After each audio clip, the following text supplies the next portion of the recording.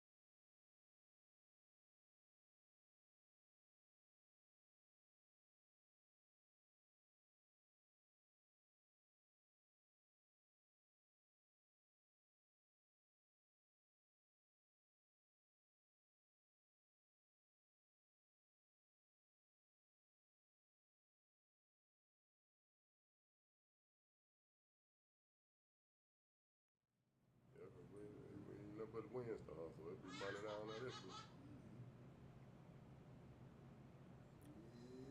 Yep, yep, yep, Load up yeah. chainsaw. Yeah, yeah. Is it right there? Are we live? Are we live? Are we live? Are we live? I believe we live. Let me see if we live. Let me look up on the big screen and see if we live. We live? Okay, well we live. We live. That's what I'm talking about. All right, now welcome to another episode of Barbershop Stories Podcast. Episode 132. What it do?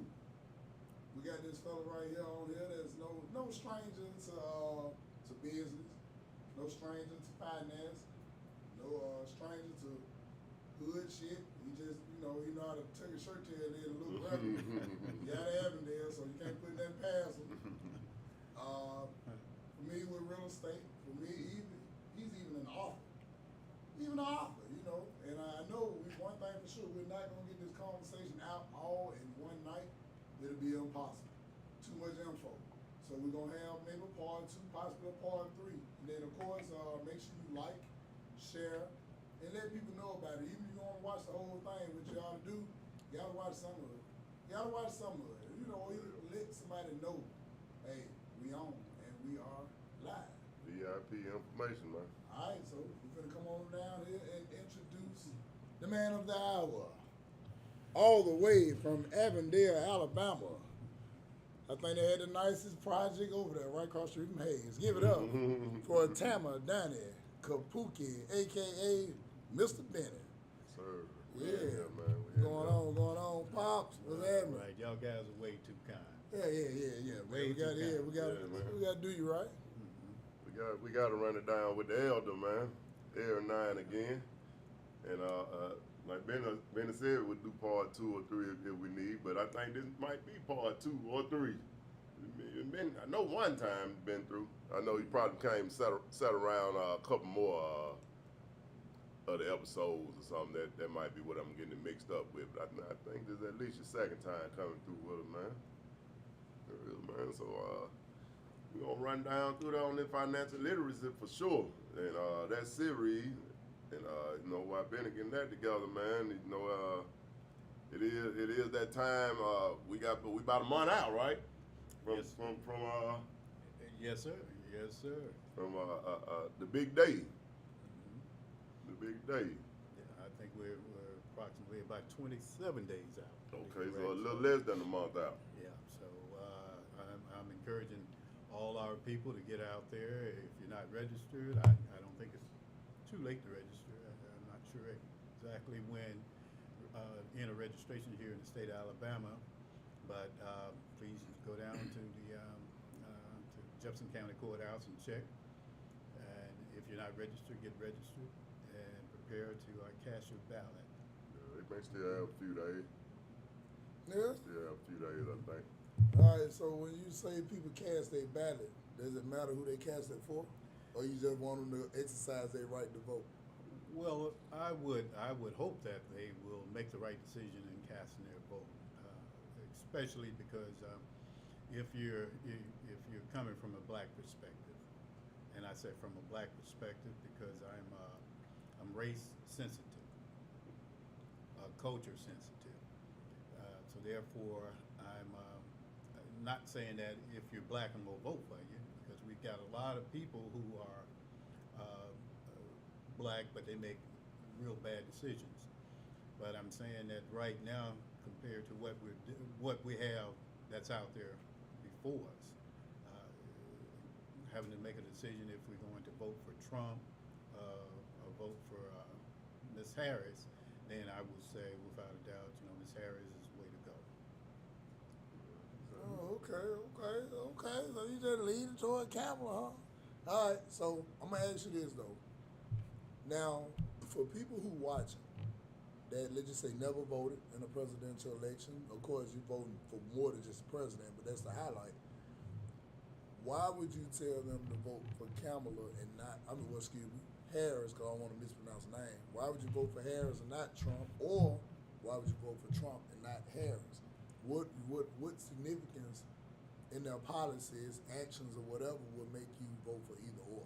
Well, I'm glad you asked that. That's a good question. Because, and like I said, I'm culturally sensitive, and as in my writings, Financial Literacy for African Americans, I write from a historical perspective, and I live based on historical events that have happened in the past, because there's virtually we can know what's going on in the future if we don't have a clear understanding of what has happened to us in the past.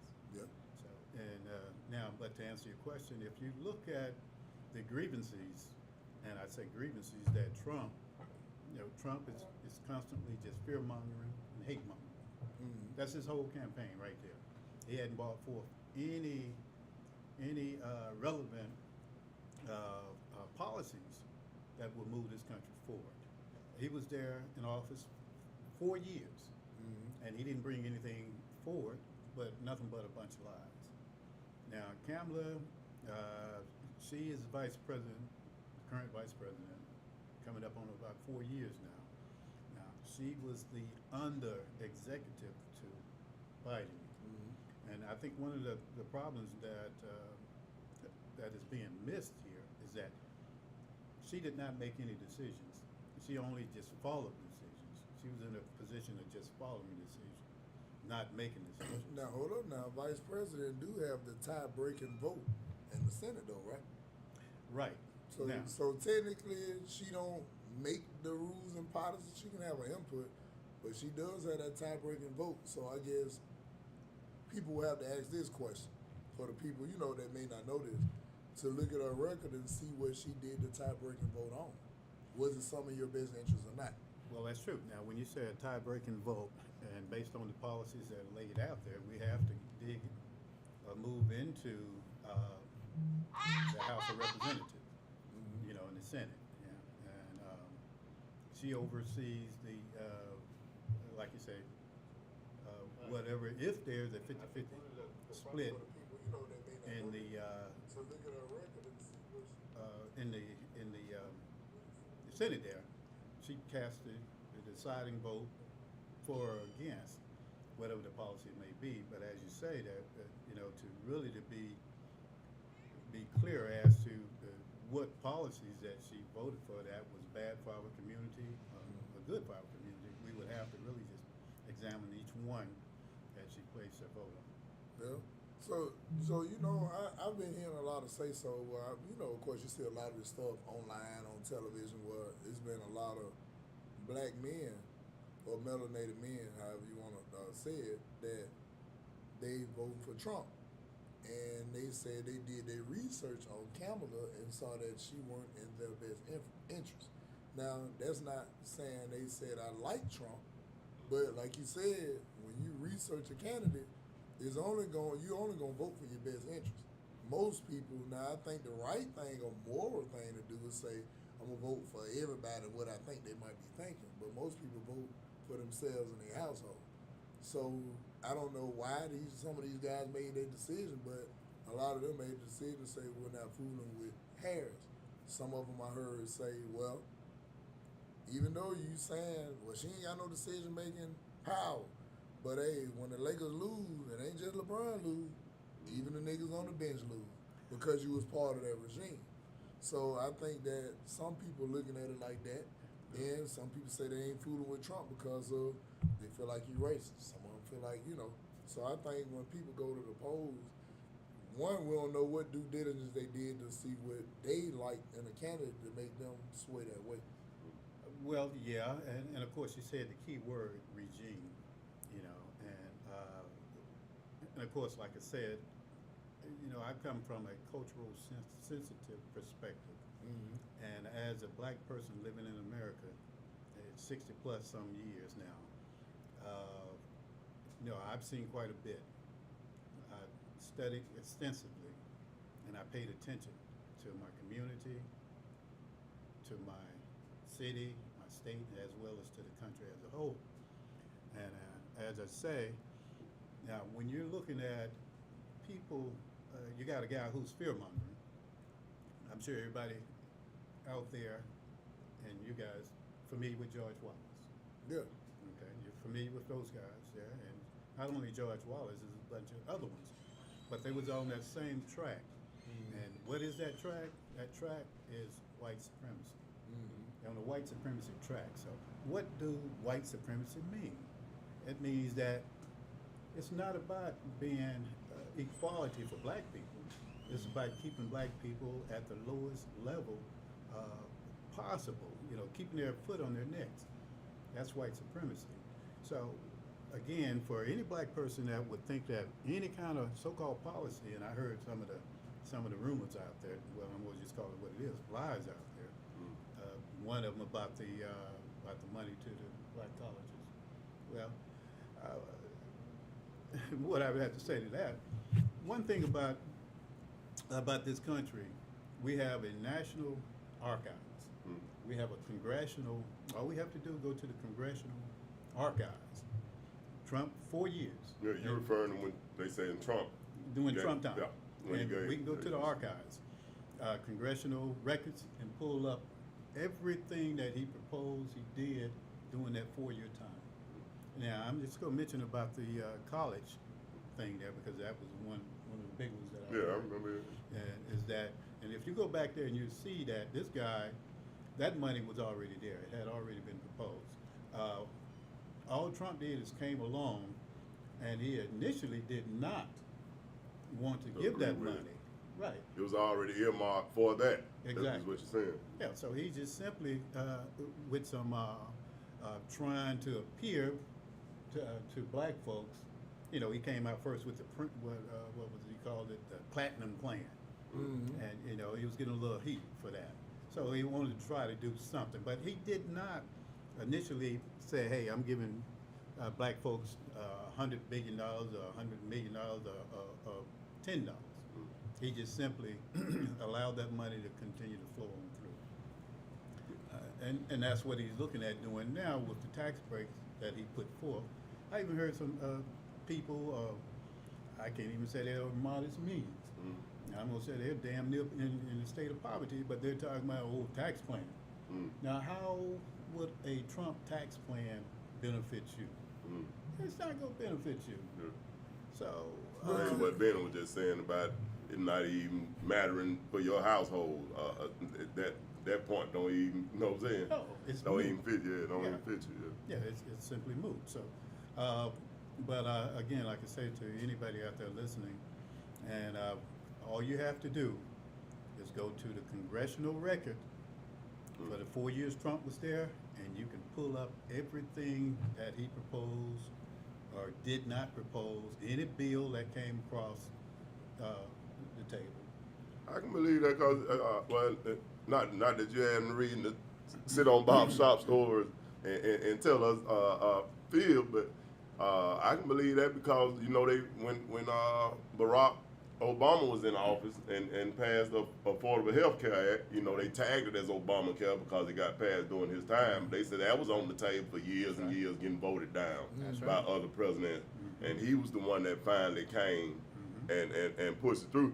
And not only those two things, I think it seems like protocol for a lot of stuff to go that way because we seem like we always hear that was done in the other presidency, but he was just in the seat when it came through. You know, we hear a lot of that, but like you said, if you can go to those National Archives, you can actually check and see who initiated or who That's right. pushed it through, That's or right. both. And you can pull up every day of his presidency, Biden's presidency, or whatever. So, Well, I'm asking the question, like, can you see who had actually initiated it also, like when See it it first all. got proposed? you can see it all. Okay. So with that being said, really, you can't put nothing on none of them. Well, Because if you think about it, now, a lot of people say Trump was the worst president in history. I can't really say because I haven't did enough research to give a yay or nay answer. But I'll say this: if that's the case, could he say he got it from Obama? It was in the 8 years. that's exactly where it came from. You know what I'm saying? So it's almost like really everybody really don't have Inherits. to. Everybody inherited, everybody Yeah. jumped. Yeah. Yeah, seemed so like that. so it's almost like, was it really that bad, or was the Well, I 8 think- years made it that bad? But the problem is that in the minds of some of our people, and thinking that this is something Trump did, Okay. and not understanding that this is something that had already been there. It probably was just sitting there land. Now, another part is that we as a people, we have not, our minds have been underdeveloped. And it's been underdeveloped for quite some time. And most black people will not agree to that because who wants to think that their It's mind... almost offensive, y'all. Yeah, you know, so we want to sidetrack that and not, you know, but look at it objectively as underdevelopment of our minds. But our education system have provided underdevelopment of our minds. And it happens every day. It didn't start yesterday, it didn't start last week. It's been going on for a long time, very long time. But back to Trump, like I said, we can see that in his rallies, and I look at his rallies and stuff, you know, because I want to make sure that what I'm saying about him is correct. I don't want to, you know, pin nothing on him that's unfair. But in his rallies, nothing but hate mongering, fear mongering, and I have not heard a policy that he put forth. You know, he would say, "Oh well, I'm going to cut taxes. I'm going to do this. I'm going to break it down, explain it. Tell me how you going to make it happen." I agree. And see, there's another part there too, as I was about to say about understanding, getting civics in the school system, is understanding the three branches of government and what they control. You got the House that controls the money, the purses. Right now we got, I heard some nonsense about, Biden ain't letting any money go. And, you know, they run out of money. They're using all the money for, you know, for the illegal aliens. You know? Yeah, when they were saying the FEMA. Yeah, Right. I was going to ask you about that, but go ahead. Right. Now, We'll okay, talk about it. anybody who have taken a basic course of civics know that money comes through the House. The House of Representatives, they They appropriate got to money, be approved. Yeah. right? Where it's That's- going to be that's spent where- at. Yeah, that's who appropriate money. So, But okay, all right. So let me get it straight though. All right, you said the House and the Senate they appropriate the funds, right? So is it possible they could have appropriated funds because the money had to go from somewhere to be able to say free rent, food stamps, and a whole bunch of well, stuff? no, well, see, It had to come from somewhere. Where did it come from? I think a we're lot of dealing people with won't know that. departments. You know, FEMA is a different department than Health and Human Services, DHR. Yeah. It's different. So, you know, what for food stamps and what have snaps and whatever it's called, that's a whole different organization, division Do you of the think? government. Do you think government borrowed from other agencies? Well, when you said borrow from other agencies, like I said, I just mentioned to you that the House of Representatives Yeah, I agree. appropriate money. I agree. So They they're- pinch out all the pools of Yeah, money. yeah, though. that's what I'm saying. We've seen That- examples like that over time. Yeah, that's my whole point. in municipal government. Because I agree with what you're saying, because I think you also looking at it like what it's supposed to be. But realistically, how's this money getting to Ukraine? How's this money getting to Israel? How's this money getting to migrants? Yeah. How will it help you when these natural disasters happening now? So that money had to come from, and I don't know exactly where, but it had to come from somewhere, because that's a strain Okay, in well, the system. we're having a little short course on fiat. All right. And of course. Print money. Yeah, print money. In essence, that's where it's come from. Now, the Department of Defense have the largest budget, way blowed over anything. And no other department is even You close. don't hear them numbers nowhere else. You don't but need on, it, the, right. on, They on be that shout- fight. they be shouting anything. You know, so if you do see them, you better not Trillions. believe them. Yeah. Or if you do say it, you may not see them no more. Oh, yeah. Then they'll leave it all there. That's Take the it. killing Yeah. part. So,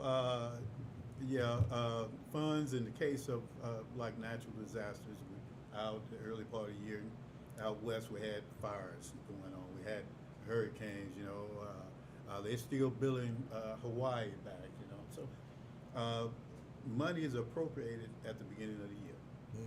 Now, I don't know how much FEMA has appropriated. I hadn't stopped to look, but I know X amount of dollars is appropriated every year. Now, as FEMA runs short, they go back to the House and say, "Hey, look, we need some more money." And so I'm pretty sure that's what's going to happen. But now, also, who's in charge of the House right now? The Republicans. It's Republicans. So if they fail to give FEMA more money, who's at fault? Well, I got to not necessarily disagree with you, but I challenge you on this one, is that I don't really believe in who run the house no more. And I'm going to tell you why. From my simple research, it's because, okay, Sam Democrat proposed a bill to send K1 some money for development or whatever he got to do, right? But along with the bill, he also attached, we got to get some money to that. We got to get some money to that.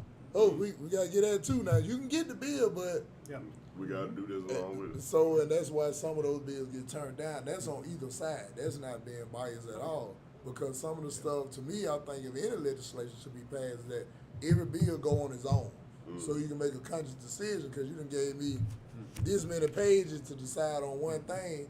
I don't agree with you giving the rabbits in South Alabama $2 billion to this organization. You know, I don't agree with that, so I'm going to turn it down. But then they see the headline of, man, that nigga turned down healthcare, man. That nigga that hard, man. It was the Republicans or it was the Democrats, I think. And see, this is where we're going back to where we initially started the conversation about voting. This is why your vote makes a difference, because if you got somebody up there, like what's that clown from Auburn University? Who that, Tommy Tuberville? Yeah, like lackluster football coach, and that other idiot in the Senate.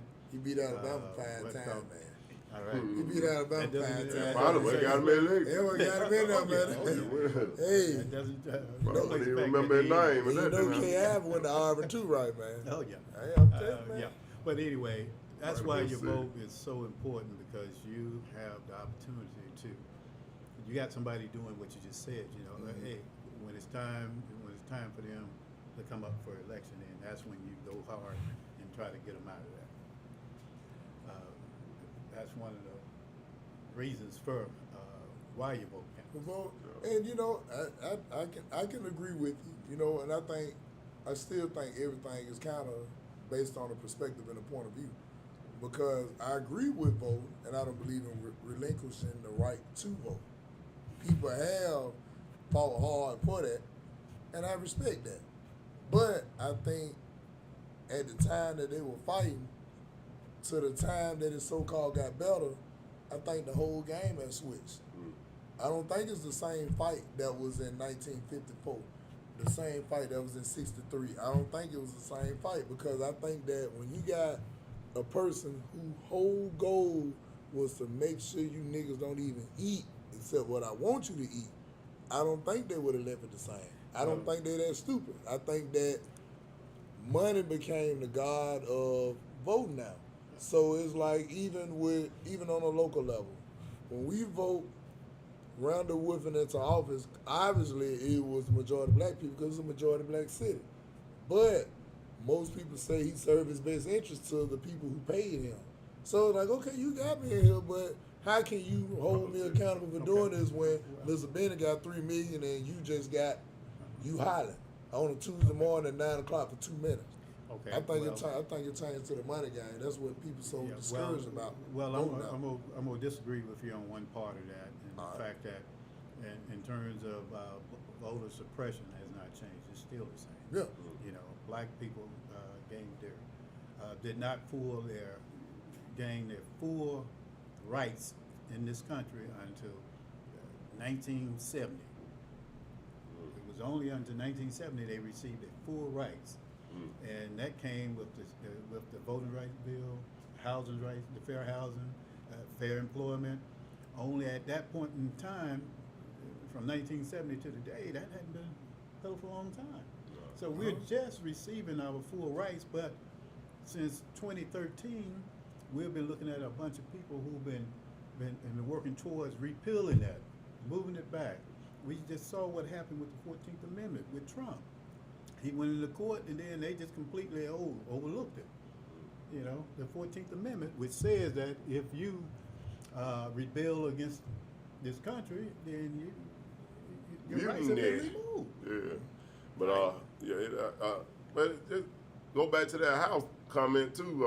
While we're still on Trump, it seems like that house always the opposite of what who sitting in that seat is, or at least since we've been adults, I guess. But could that be by some type of design or something? I don't know. I think it is, Sam, and for the most part. But you know, Just my out thoughts of, now. This ain't, you know. now you know, out of the last 12 or 16 years, Yeah. I want to say the Democrats control the House. Well, Out of the last 16 years now, if I'm not mistaken, you can fact check me, but so if they ran the House and stuff ain't going the way it's supposed to go, was Trump a dictator or was they kind of complicit in the crime? okay, we're going back to a previous question you had said.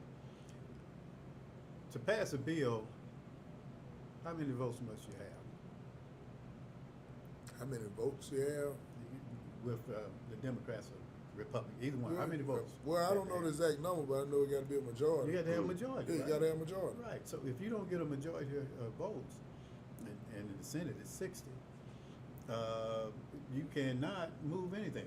It doesn't matter if you're Democratic or Republican. But if we look at it, what we need, and I'm going back and talking about civics now, is a clear understanding about civics and the way this country has been aligned, has been set up. When you look at the Constitution, the U.S. Constitution, because you know I know some of my good white friends, they like to talk about the U.S. Constitution and throw that up in your face. And the Second Amendment. They in going by it now, right?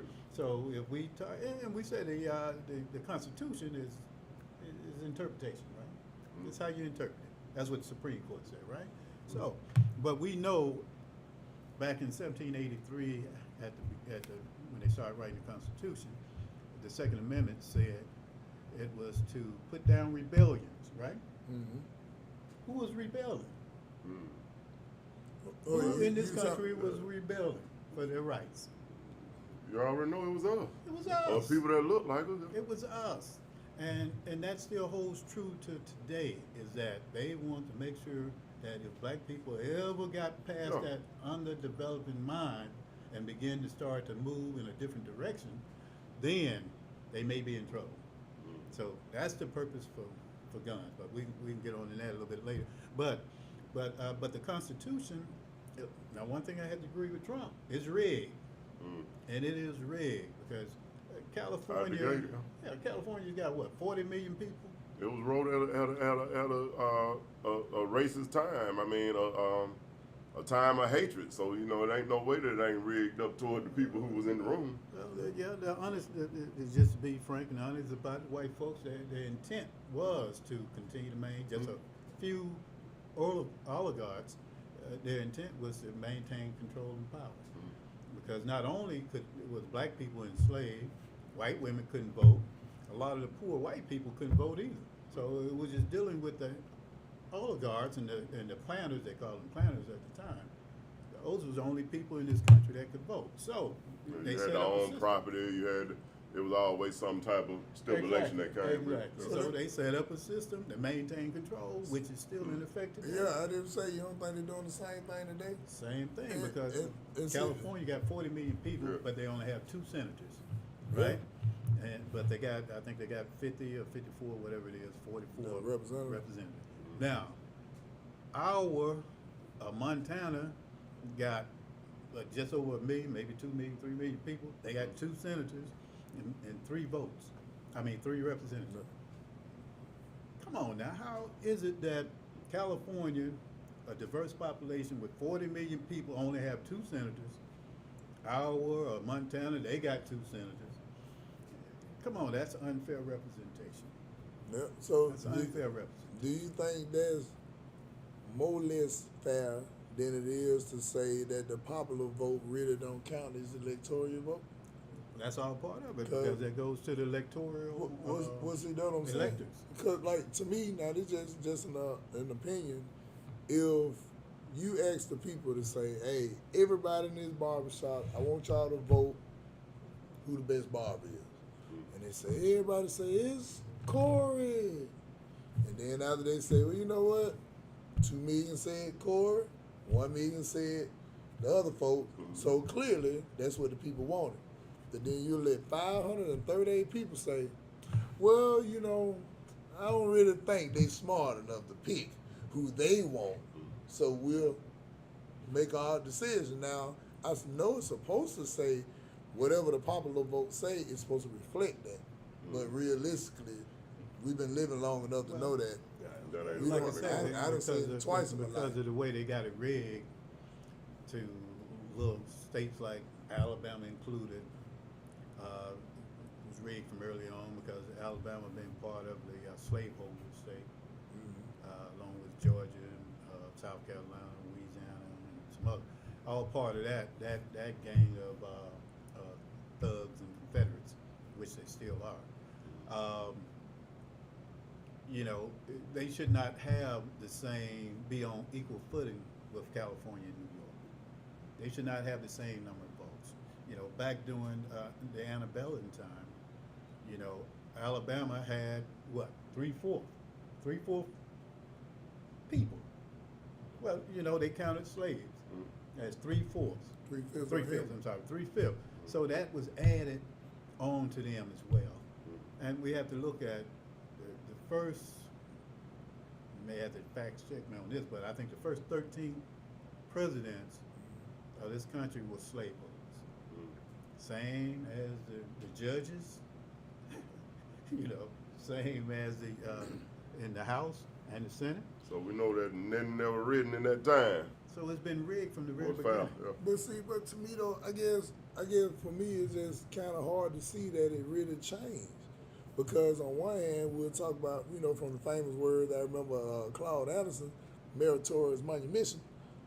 It was like a lot of times when we say we're going to vote who we feel like going to be in our best interest. I mean, was Claude lying? Well, I You know think, what I'm saying? Because it's like, for real, if you think about from this, they just go from 1970 to 2024. That's what, 54 years, right? What have you really seen significantly change that actually stuck? Now, not hanging with these folks, not being able to go eat in a restaurant. I'm talking about like a real live policy change that really balanced it out. That the government don't be a co-conspirator in. Well, what I would say during that time frame, I've seen more black people, their minds have become more and more underdeveloped through some of it is ignorance, unwilling, unknowingly, being complicit in their own oppression. Steve Biko says the greatest weapon in the hands of the oppressor is the mind of the oppressed. And that holds true today. Karl Popper, he was a philosopher, and he said that, you know, ignorance is not the ability to not learn, it's the refusal to learn. So, and that's where we at You as a people. You say who that was, Jorge. That's a smart guy. Oh, Karl Popper. Oh yeah, Carl. Yeah, I know Jorge. Yeah, it's smart fellow. So, yeah, so that's what we're up against, and I've been seeing more and more of that in my lifetime, and it's become more and more noticeable. I guess because I pay more close attention to it now. But see, you know, in this country, I know I hear you keep mentioning about being underdeveloped, and I can see that. But unfortunately, if you got a mass of people undeveloped, you look like the undeveloped, even though you the developed, because most people now base their life off opinion more so than fact. So they go with the wave, you know, like it always been. Yep. So it's like once you wake up and see it, the only blessing I see out of it is just you saw it. And hopefully the people around you pick up on it and they kind of grow abroad, because the masses now, it's okay to be underdeveloped because you really kind of fit in the system. Because if you think about the people who designed the education system, it was intentional. Yeah, absolutely. I want to raise a class of workers, because prior to 1900, Absolutely. hey, you made swords, you was a sword, make a knife, like, you know, whatever you did. But now, Yeah, you mentioned Claude Anderson, and I'm grateful because I had the opportunity to sit and have a conversation with Claude Anderson. oh, And Claude. yeah, he's always said, you know, vote your interest. But one thing that Claude Anderson have that a lot of people don't, he knows history. Oh yeah, Claude, man. He understands history, understands it well.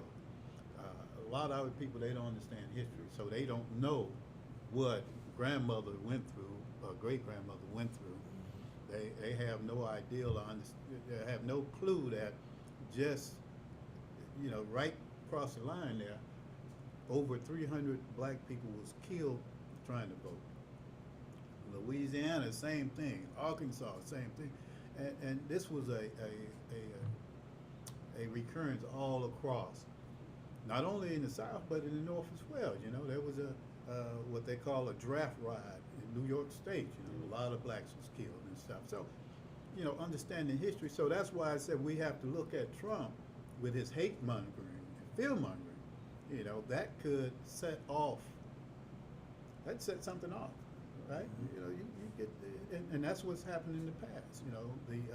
In 1919, the Red Scare, the Red race riots, that's what it's called.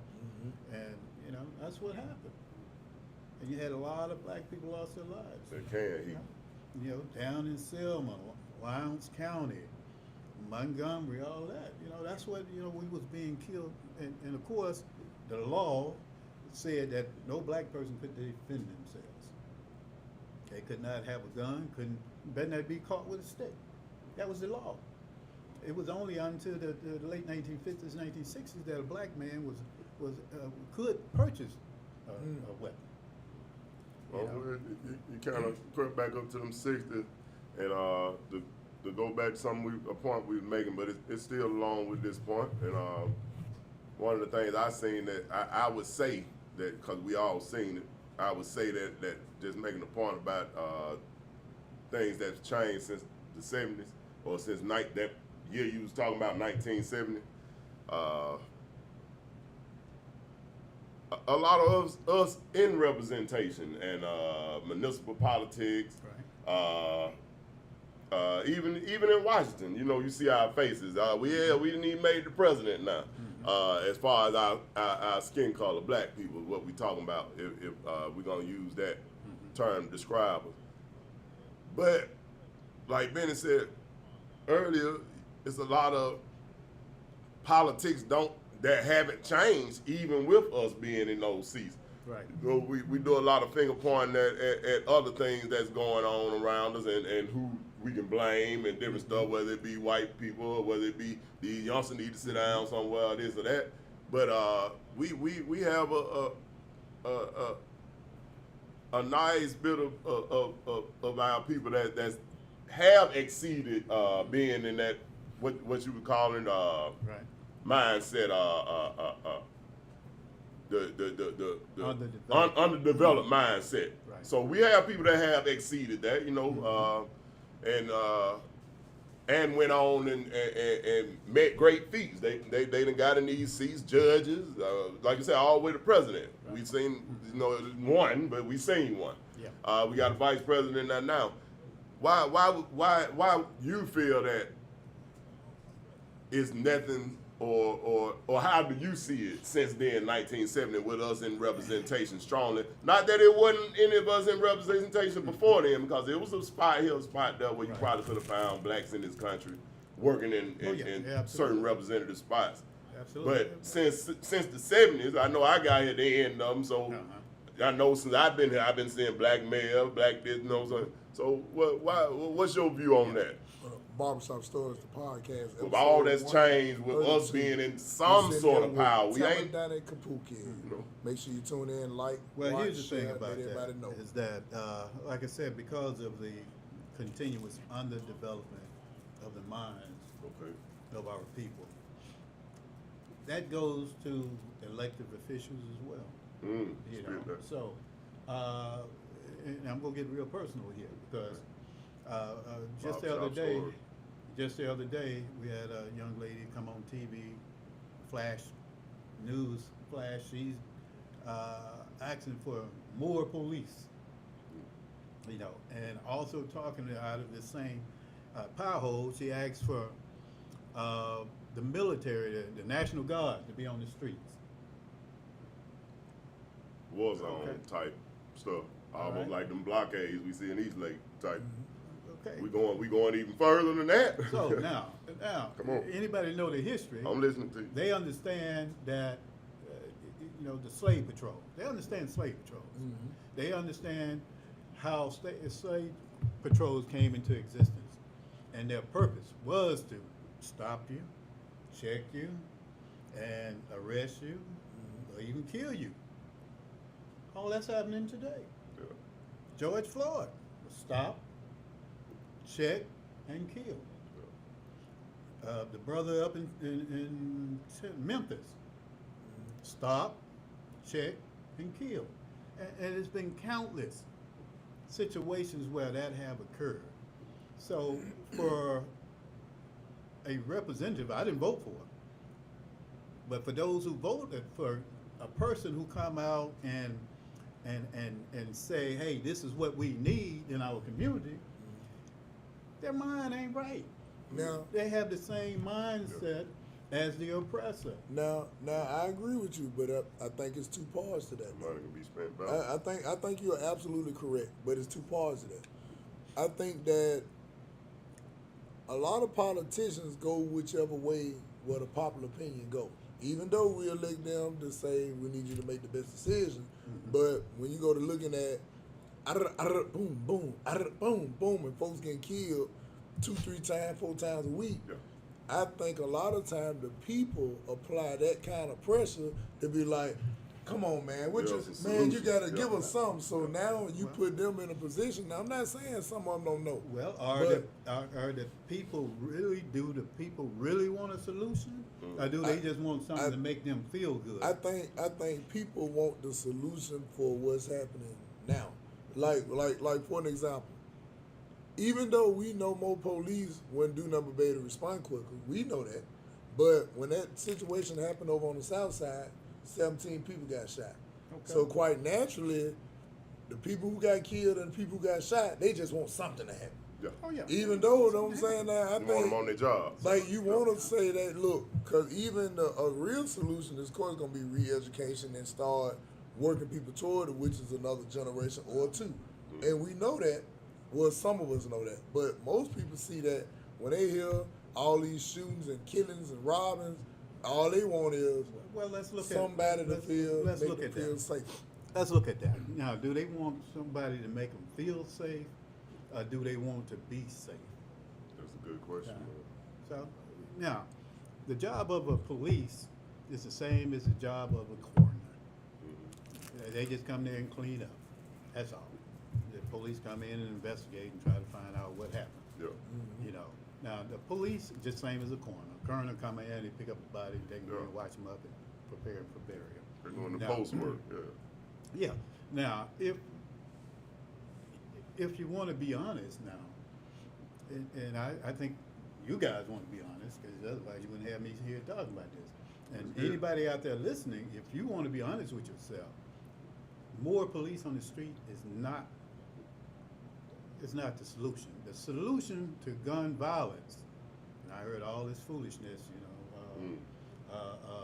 what they call it, we get these Gun buyback. organizations and guns buyback and, Yeah. Bring them down to the civic center. all this old foolishness. Go No. to jail. Well, so but, see, no. but hold up though, Pop. I got to say this before you go first. Hold your point now. Okay. I agree it's foolish.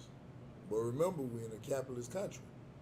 Somebody's getting paid off this foolishness that don't have the heart you, myself, Sam, and others have to actually want to see a real change.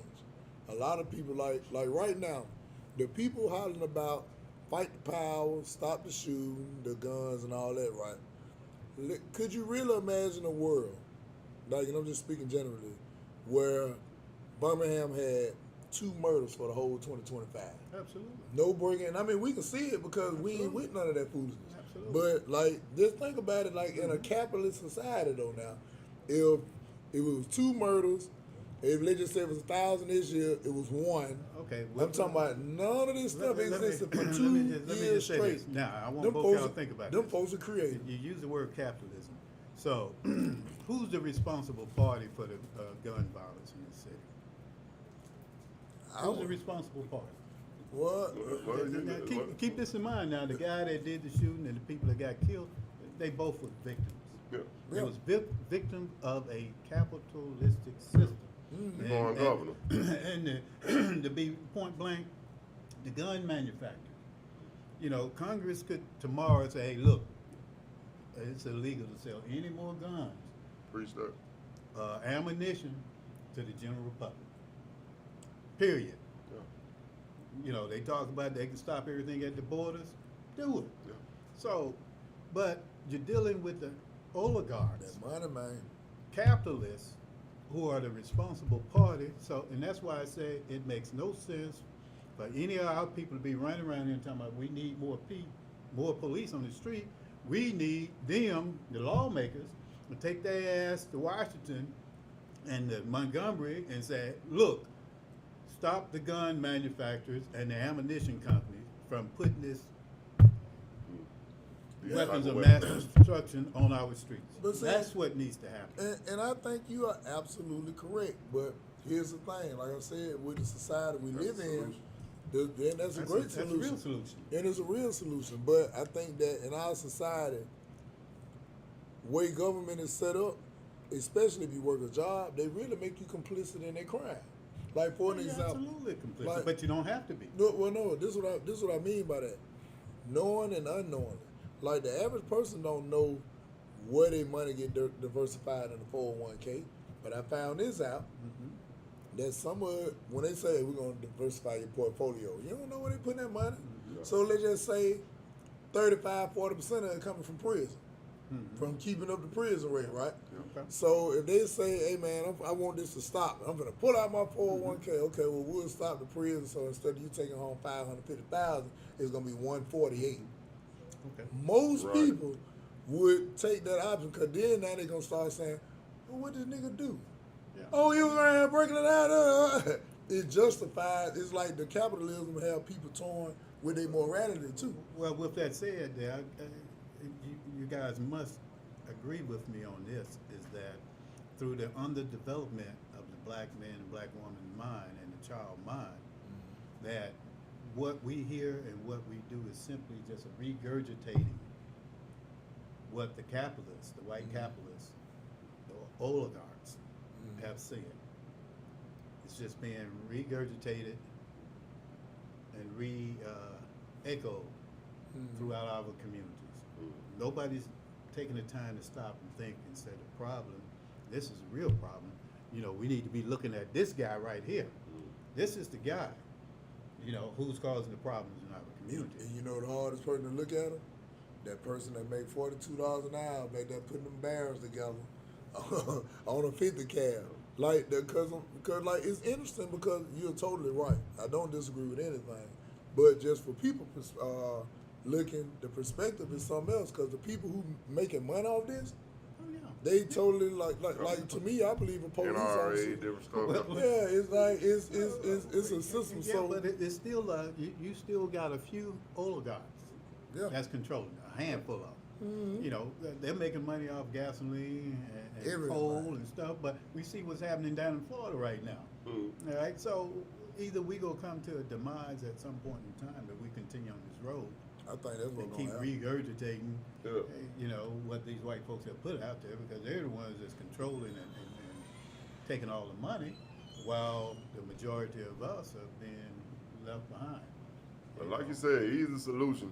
Pull ammo out the shelf, cause hey, even if you got guns that been laying around for the last 100 years, you ain't got no ammo, and you know you're pretty much in trouble.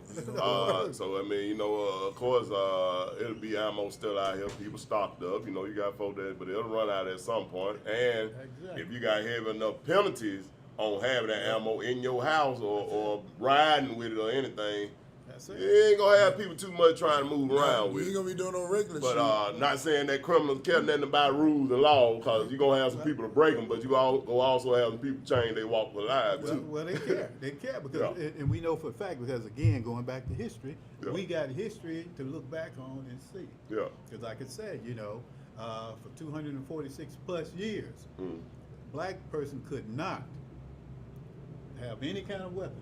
Yeah, so you done done it before. Oh yeah, So, And yeah, it's They being wasn't done even in allowed. other countries. It was Yeah. against the law. Yeah. That was part of the black codes. So we know they can stop it if they want. So we ain't going to leave that history and them guns. It's called, because I remember you made a point earlier that we can get into that a little later. Are you able to believe that or how do you see it? I'll say that. Cause from my perspective, how I see it is, the country was looted. I mean, it basically was overtaken at some point in history. You know, long time ago. We ain't gonna put time and date on it. By people with different weapons that was available to the people that was here. You know what I'm saying? That already had inhabited the land. Right. So it pretty much was an unfair fight. Oh, yeah. So you Yeah, think so you think that's why this big, I'm gonna call it a myth, but it's probably written somewhere. You know, I just can't call it out.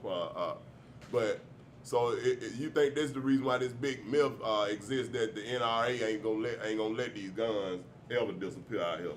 Because I feel, me personally, I feel like they looted this whole land, man. So we ain't getting up these guns, cause that's how this, you know what I'm saying? Yeah. We got to be able to defend if y'all ever do what you said earlier, what was in the Constitution for a certain group of people not to ever rise up. Right. We gonna keep these here weapons in our hands just in case they ever get educated enough to do it. That's right, and that's it. Yeah. And that's it. You know, just think about Or it. just change things. They ain't got to be trying to fight them. You just change enough and you might get a fight out of some of these jokers out If here. you have worked a person, people, I'm going to say a population for free for 260, 70 years. You don't want to know that truth. And then another 100 years, you know, for basically almost free. Trumped up laws, all kind of shit. Denied, you know, health care, housing, you know, just basic rights. On land that they probably own. Yeah, you know, you go hold on, you want to hold on to your gun. So Because they said it from the very beginning. yeah, but see, the thing is, I totally agree. I do know this. I think that it's sad the way a lot of the stuff went down in this country, but it's almost like most people who gain power over people never relinquish it. No. It only gets worse. And the thing is that the people who like they just say regular, ordinary citizens, because I keep hearing you mention oligarchs. And to me, I don't think they care what color you are. Because I think it's some black oligarchs who just that don't black see. white thing just for us. Yeah, because and the reason why I say that is because once they get so big, they don't care who it's coming from. Well, the thing is, in this country, yeah, we got some black folks that we can put in that elite, you know, role. But black oligarchs too. I think it's way more than we believe. But still, they Robert Smith. If you put Robert Smith down here on First Avenue and you get one of them boys from the trailer park come over here, he wouldn't. He look at Robert Smith and spit on him, because to him, you know, he's in a whole caste that's below. Well, him. I think that's a mindset. But I think that's far as what you mentioned about the underdevelopment too, because they definitely underdeveloped. If you know this man a billionaire, and you think you harder than him, or the same thing with vice versa. Now that's just, to me, I think that was part of the oligarchs' chain of command. Well, if I can start at the bottom and catch some broke folks and make them hate each other, they'll never look at us as the real live culprits. Well, see, there's a caste system here in this country. We know about the caste system in India, but there's a caste system here in this country as well. I think there's a caste system in every country. Pretty much so. But here in America, and this is why I say Robert Smith has no more power than the guy from the trailer park. Because even the guy from the trailer park, he's in a higher caste than Robert Smith. In his mind. No, and his people. Because he's part of that, his that people group. mind. Because we know. It may be in his mind, but the reality of it, they maintain power here. He feels that way from, let's say, from the guy from the trailer park. But Robert Smith in a whole nother world. Oh, yeah, absolutely. Even Oprah, even though we know stuff can happen that can bring them down, but right now, today, they up. And that dude, black or white, Hindu. I get what you're saying. You know what I'm saying? I feel what you're saying, because I still believe. I'm in a better living condition than you. Yeah, it's like you may be where you want to be in that trailer. You know, I can't. I'm calling it better because of how I see things. You may call that better because of how you view things, but I see what you're saying. Yeah, because it's like. To brother Khupuhki here is all. I know what you're saying. You saying in the Yeah. eyes of the but oligarch. But I still believe That skin tone got him on a little bit higher cast than Robert Smith. And I agree with that to a Yeah. certain extent on how people may look at it, but I still believe that it starts within you. Yeah, it on does. How you It does. feel about yourself. I totally agree with that. If I done too. got to the Yeah. point I done grind to $1 billion, Yep. nigga, Stay in that trailer, I ain't studying man, you you. better get out my Oh, yeah, face. yeah, nigga. yeah. Niggas And that's out. where we at. That's exactly Yeah, That's yeah, where we yeah. at today, I think, think it's a mindset. individually. But here's a Yeah. bigger part of that is that in a capitalistic country, just like now, who Robert Smith, where's money at? Who's holding his money? In the system that we all abide So, by. Yeah. so he probably got his money over there at Bank of America, right? Yeah. And who runs Bank of America? So all they have to do, Zap. All right. button, Okay. bam. All right. So let me. Robert Smith is down back down in the neighborhood. It'd be in the trailer. All right, so- all right. It's all compatible. Well, See, let that's me- what you had. How you had to. Well, I mean, Look at it. I can't. But to me, I don't think you should spend your whole life worried about them folk. But let me ask you True this that. though. Just very interesting question. I hear a lot of people talk about these Caucasian individuals and white folks and Jews and everybody and how bad they are, people, Jewish people, all that, right? All right. So let's just say, if right now today the world flipped and it was all blacks running, what you think would be different? Like realistically, I just want to hear your understanding. I want to hear yours too. Say KY, I like to hear yours too. If the world flipped today, on October the 9th, 2024, the year of our Lord, and swap all black folks running it, what do you think would be so different than what anybody else running? Well, I think it would be fair. It would be fair. And again, I'm gonna have to go back. Go back 15,000 years, or maybe a little bit longer than that.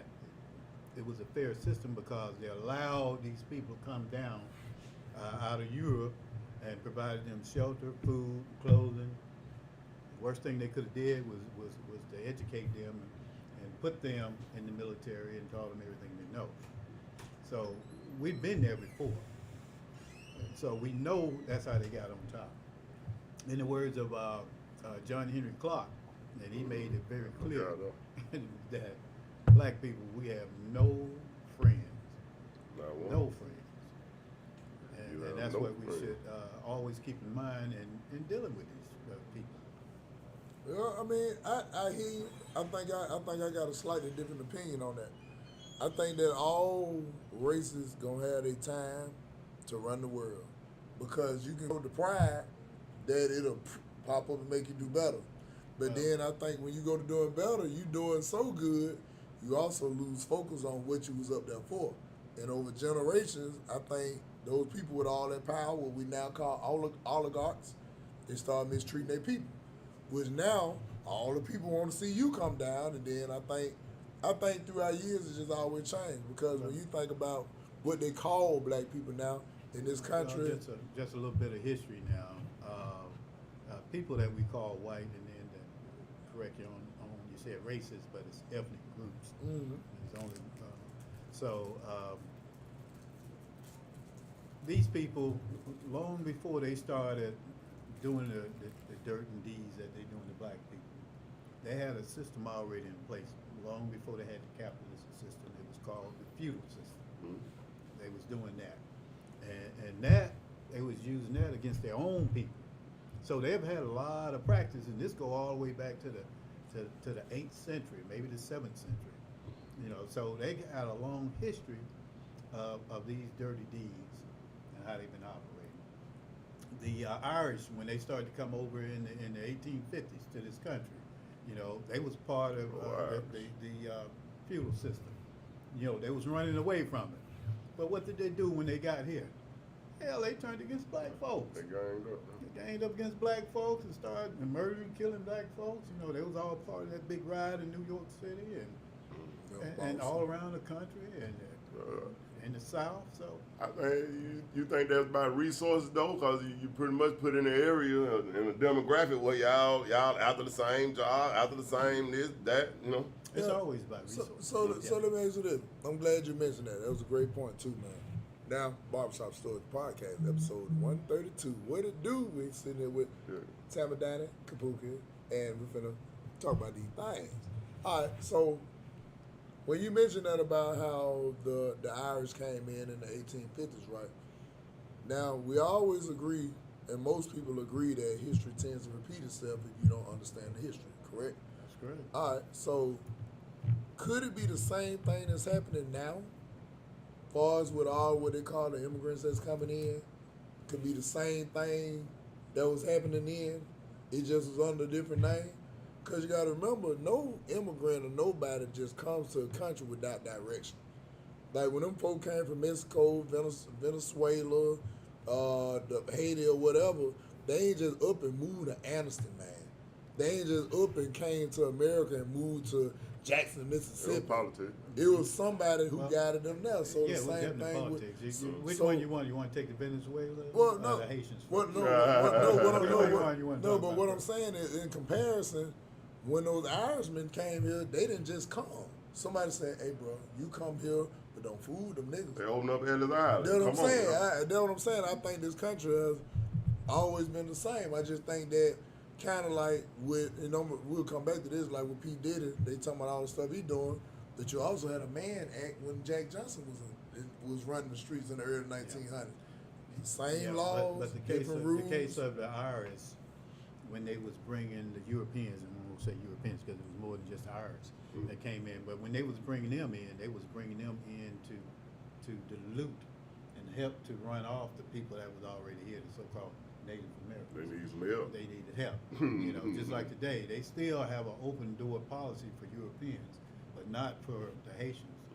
And if we look at what's going on in Haiti, Haiti has been, just like blacks in this country, they have been under boycott, and their lives have just been made miserable, and it has a lot to do with U.S. policy as well as the other Europeans. Venezuela, Venezuela was doing pretty good, and all of a sudden, and somebody told that idiot to go with crypto. Hey, make crypto your national currency. And guess what? They robbed the whole country. So now the people in Venezuela are going through, hardship and hard times financially. So they're trying to leave, just like the Haitians. But let me ask you this though. I know. But we have to look at the people who did it. Who did The it? economy a wreck down. Right, is that who done it? Yeah. But I think crypto it's the market same- ran by rich people children. I think it's Yes, the sir. same folks that been. To me, I think it's the same people running the same game that they've been running the same time, because it only gets better. If you and I ran around here 400-500 years with a map that passes along to all the folks, it only gets better. Like they said, taking over governments ain't a new rodeo. Oh, no. Like so I said, they had a lot of history before they even before they even came. So I think that, and then I think that with the people they call the Jays and the white people, I think they're the same people. Yeah. I think the same people. I think they took on different identities, and They I put- think it's the same people. Yeah, They put us that's the on same teams. It's like they were passing our jerseys. Yeah. When you think about black, white, it just done lasted so long that in people, like you said, in minds and historic events that is still perpetuated today. But when you think about back then, when you got immigrants coming in through Ellis Island, 'cause like you said, it wasn't just all Irish. You bringing in help because you outnumbered in this country. Exactly. Guess what? We looting everything going. So, That's what they were hey, doing. we need more people that look like us over here. That's what So they guess were what? You white when you get off that boat. Yeah. You know what I'm saying? That's what they We were going against black. So I mean that's my perspective of history from That's what it was. a lot of intel. I ain't just talking out no tomato truck now. I got a what it little was. historic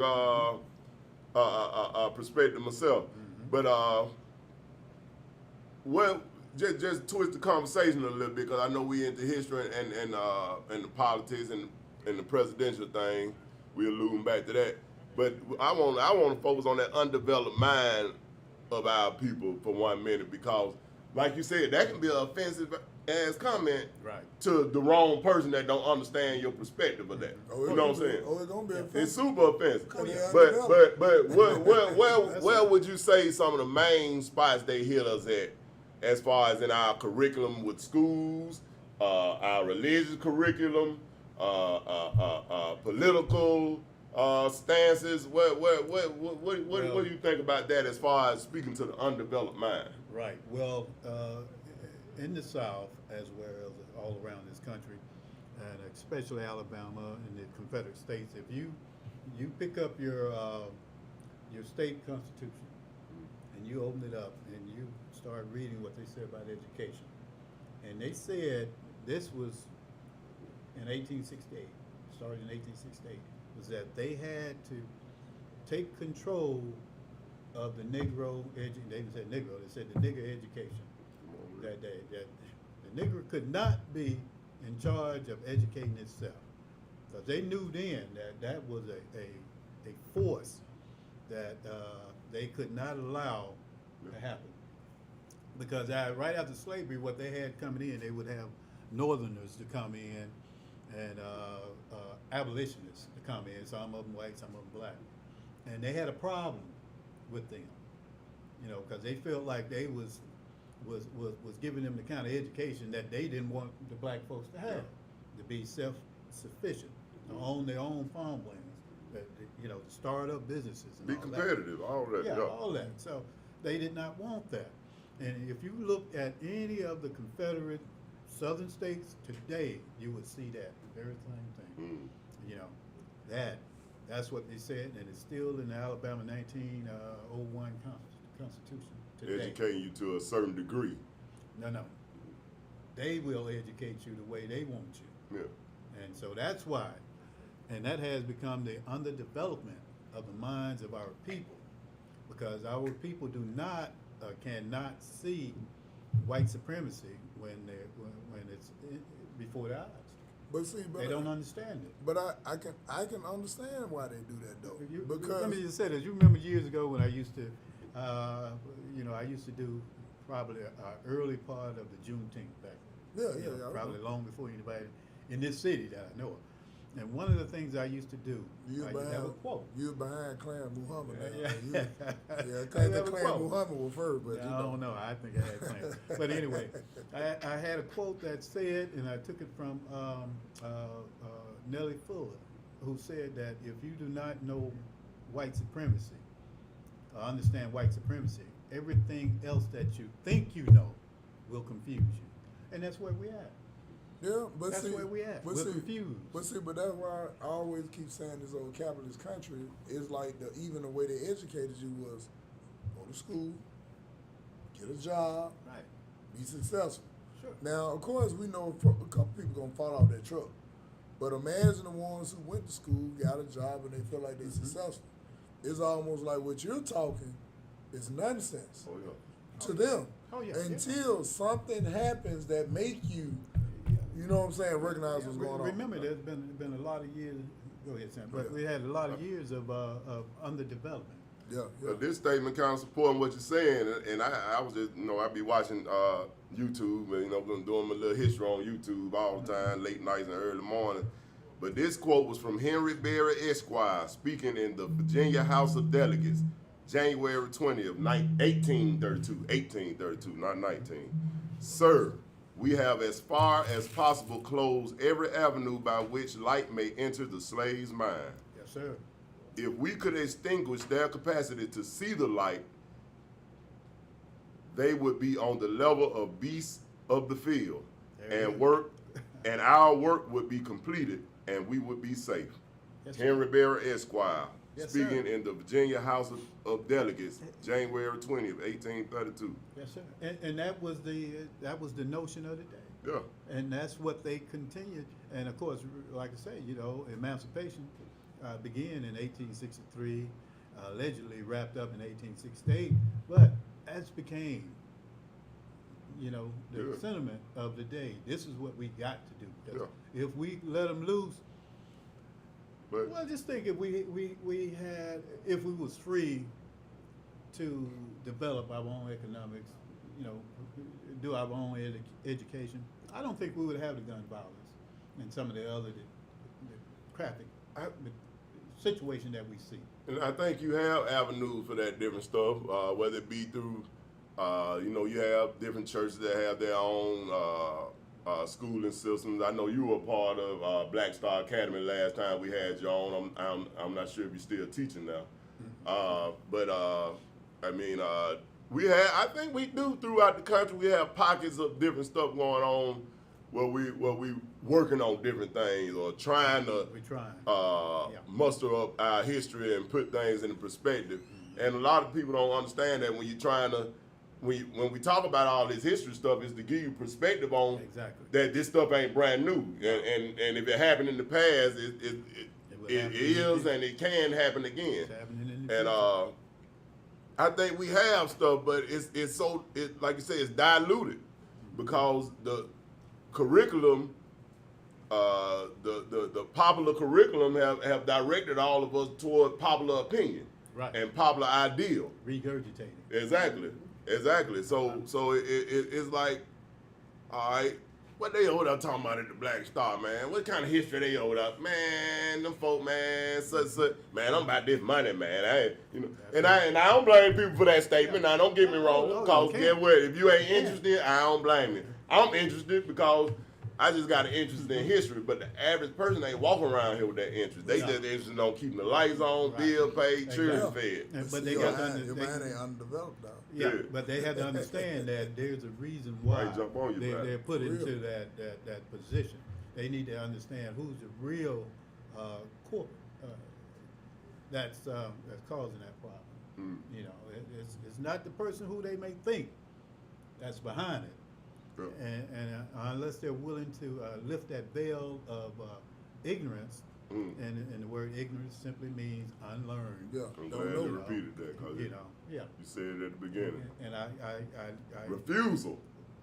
Yeah, you said refusal to learn. To learn. Call pop. Yeah. So until we're willing to do these things, to take a hard look at the problems that exist in our community, then we cannot solve them. Gun buybacks is not going to do it. You know, more police on the streets is definitely not going to do it, because all that's going to do is get more of our people killed. You know, so we got to get them skills back up too. I think that's in the solution category. Getting some of his hands on plumbing, carpentering. But I think a lot of that was by design too, because I remember going to Woodlawn in 94, 95 school year as a freshman. I remember welding was there. A lot of mechanics was there. Even shout out to Franco. I know Franco, a man who's doing very well in this business now, said he took welding at Woodlawn. So I think that was intentional. I don't think that was just by chance that they said, you know what, y'all doing good, just go ahead and cut it out. Part of the underdevelopment. Too many of us moving. And I heard, I mean, you listen to a lot of people, because you brought John Henry Clark up and they put this, a point in my head about that he made about W.E.B. Du Bois and who was it? He was all his was it Booker T? That his theory was always compared to. Oh yeah. And one believed in education, one believed in rolling them sleeves up. In the ground. There was W.E.B. Du Bois and Booker T.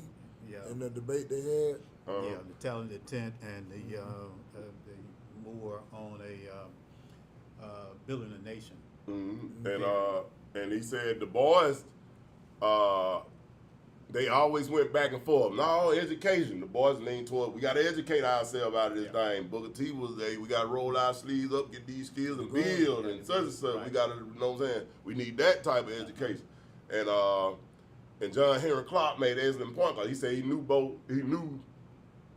he had met, well, I don't want to even say that part, because I don't know if he met him or he knew him, but he said this about him. He said after Booker T. Washington passed on, the boys started seeing it his way a little bit, because he said even before he died, he started kind of changing. He was like, well, we kind of need both. Right. Because he said what happened in Atlanta with the riots and all that stuff that was going on at the time, and the stuff that was happening in our communities. They had the lights was out, you know, they stopped the water from running, different stuff. And this is going on all over the South, but this was the particular place the boys took a trip to. And he said the boys walking through Atlanta and down in the Auburn Avenue area, what they call it now, where blacks thrived at down through there. It was almost like a Greenwood out there. And he said he walked through there when all that stuff was going on, and he said he seen running water. He said he seen these folks that went to the power box and turned power to the pole, turned power back on.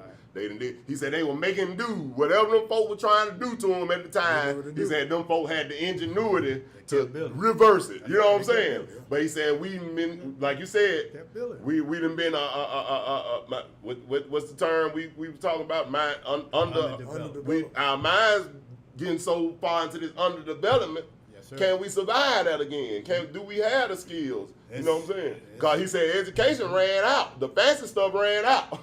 Right. He said we needed some men that knew how to get things back running. You know what I'm saying? Yeah. So you needed both in essence. You know what I'm saying? And with that, I'm going to say this because, you know, and today, right now, we're talking about illegal immigrants. Yeah. Now, as a businessman, being in business a considerable amount of time, I remember when it was hard to find a Latino in this, anywhere in the city, in the state. Probably in the last 25, 30 years, they have become pretty in here. But they was bought here, and I remember having a conversation with a guy some time ago. They was bought here because the white man bought them here because he said they was tired of the niggers complaining, didn't want to work, lazy, and all the stuff that they normally call us.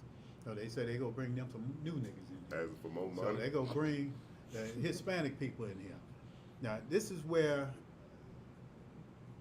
didn't have a conversion right here with the Hispanic people, the Latino people, because they came up here. Most of them already had skills when they came, but they took jobs with these white folks. A couple of years they went around, they worked pretty good with them, and then they decided they was gonna put them a sign on the side of their truck. And they gonna go around and they gonna start fixing roofs on their own because they had got a pretty good understanding of the neighborhood, translate on the phones or whatever, and they was moving around. So what has happened, and this is what I think, this is my perspective on it, is that you had a class of people that came here that is competing against these white folks. Unlike black people, we just go to work and we'll work our whole life, 40 years for them. The only thing we want to know what time we need to be there in the morning, boss. We work the whole lifetime with them. But these folks, they work for a couple of years, learn the city, then they start competing against them. So and this is my perspective, is that white folks, they saw this and they didn't want that. You know, because not only do they become, they build everything now, you know. They also have their own communities, self-contained communities, their grocery stores, stuff we talk about all the time, right? But I think the only difference is, because I hear that all the time, but I think the only difference is that they ain't attacking those Mexicans with laws and unfair treatment like they do us. Oh, yes, they are. Yes, they are. Not in the same way. Oh, yeah. Now, yes, they may talk a little crazy to them and all that, but I done seen them niggas running and tab cars and go home. I done seen them get away with stuff that's different, but it's almost like black people, the only people in history that actually say, look, let that nigga can't want to eat. Don't let him, you know what I'm saying? And they enforced it. Now, Mexicans, they may deal with some, we prejudice won't really like you, but they ain't getting the same treatment that it is. So it's easier for them to thrive because remember at one point in time, they ain't being pressed like that. Well, you got to look closely, all right? Let's look closely at what they're doing to them. And I'm going to say under the Trump administration. They were doing it before Trump. But what did Trump do? You know, he started off by separating their families. What happened to black folks? They separated our family. You know, sold off our people. Hell, we don't know where grandma at, don't know what mama at, dad at, you know. That's what Trump did. See, and that's something that as black people, we need to never forget these type things. But wait a minute. Do you think that's the same though? That's exactly the same. I don't think that's the same exactly the same. If you separate a family and you got a 3-year-old kid who's been moved from his mother and even a 6-year-old and have no idea where they shift his mother off to. You kind of like, you talking about like prison?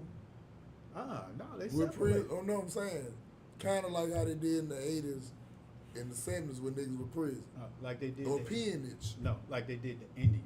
Well, So-called indigenous Well, people, I mean, what I know they did to them. Well, of course, now we're gonna say that part too, but them were black folk too, and I'm gonna make sure I bring the. Yeah, well, where them were we- black I folk can hear too. the difference though, cause they are coming illegal though, right? Yeah, that's what I'm saying. Like, what's Yeah, the difference? but- in a Or nigga getting consider locked up? illegal when they come, so that's why they been detained. What's the no, difference I between can that go nigga with get caught some but, reefer and get but do 10 you years? have to separate the families? What- Okay, then what- what about ICE? What was ICE doing? Yeah. ICE was going around and collecting And just them off collecting. the street, collecting people that had been here 20 years. Yeah, Who no. had stable families. Eh. Now you don't move. A guy has been here 20 years, got 3 kids and a wife. Now you putting him out of the country. All right, let me give you a good example. Cause for the viewers, we definitely agree, but you have to hear another perspective. All right, so you own and rent houses, correct? All right, you work hard, you acquire those houses, you put them together to be able to rent, sell, or help somebody, whatever your goal is, right? A person coming there and squat in your house. They just say you got so many, you forgot about the one over in whatever area. Somebody come squat in your house, Just ain't been by there. right? You just ain't been by there. You come by there and they got curtains up, Okay. blinds. Did a great job with the property. But this heals. Mm-hmm. You catch them 7, 8, 9 years later. Mm-hmm. Is it still your house? Okay. If Do you still have a right to say, nigga, get up out of here, man? Or do you let him stay because he been there so long? if we You gotta answer that question. if though, we man. go by that scenario you just said, well, Mexico, California, all the way up to Canada, who did that belong to? No, I get so that. who's the squad? I get that. Who's the squad? I get that, but I'm saying Big time And I agree. squad. I'm not saying I agree. Period. But I'm saying if you look at it from perspective, if we gonna say enforce the law and all that, we gonna pick and choose on what we Well, enforce. all the white folks need to be gone then. I agree, but at the same time, you also got situations where a nigga got caught selling weed, something that grows on the ground, and that nigga got 20 years for trafficking. Was he separated from his family? Yeah, but Are we concerned with that, or do we look at it like it was so wrong because the law said it was so wrong? Well, the law also it said was it was illegal. wrong for Jorge to come across that line without signing his book and paying whatever test you had to take. Now, I'm not saying I agree with either method, but if we gonna fight for that, we need to fight for these niggas sitting off on that bottom bunk by Yeah, some I would natural say drugs that people oh yeah, want. yeah, but I would say that you don't Same go thing. into to these folks' country and destroy their countries, their way of I life. agree. I agree. And then not expect them to migrate Yeah. because people Got to been go on migrating. asylum. Yeah, they've been migrating all since the dawn of time. I agree. I just don't think they migrated though. Like, what will make me come from Venezuela? Well, that's what I and- said. and They say- decimated their economy. and say, hey man, they go over here to Silicaga. They Out of all the decimated their places economy. now, you ain't go to Birmingham. You going to Silicaga, Ellisville, Springfield, Missouri. Like I said, Somebody 25 sent years them ago, folks. they was bringing them here. They still You know, is. they was white folks. They bring, hey, you got They just giving them that money on that bring card it. now. But Yeah, the problem, but yeah, even in the again, direction. But watch this. But to even get the money on the card, you had to go sit down with somebody, translate and all, and set this up. You ain't just went by and just got a card out the mailbox. You had to talk to these people to do that. I think is going back to your homegirl, Senator Harris, and Waltz and them, and Biden them folk brought them folks in for votes. And don't nobody want to hear that. well, the But thing is that if you eligible to get all this other stuff, you don't think they can vote too? well, see, that's another part of it too. You know how long it takes to get a U.S. to become a U.S. citizen For for them, these folks. when you So- start getting free houses and all that, you was one in. it I bet you they takes- voted in the November election. These folks, But now let's fact check this now. Now, and of course, it ain't a disagreeing or agreeing, but from what I saw, what would make me say bringing all these folks and decimate resources well, is because I want to maintain power. I don't think they brought them folks in to say, you can't vote in this election, but you can vote in the next one. No, Well, see, we there's no need y'all today. there's no guarantee that the Haitians go vote Democratic, Republican.